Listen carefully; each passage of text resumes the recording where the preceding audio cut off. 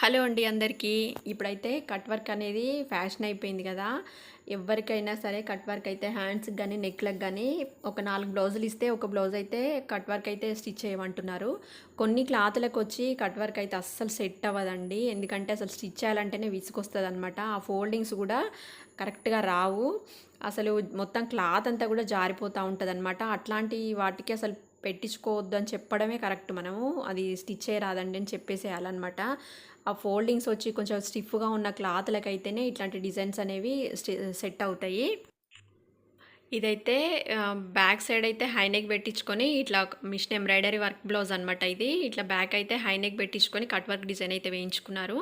Front అయితే normal deep నెక్కే పెట్టించుకున్నారు. ప్రిన్స్ కట్ బ్లౌజ్ ఇదైతే. ఇతనొచ్చి మొత్తం కూడా బ్యాక్ ఓపెనే పెట్టించుకునేవాళ్ళు గానీ, ఇప్పుడు ఇట్లా బ్యాక్ డిజైన్ అయితే వచ్చింది కాబట్టి ఫ్రంట్ ఓపెన్‌తో ఇట్లా ప్రిన్స్ కట్‌తో బ్లౌజ్ అయితే స్టిచ్ చేశాను.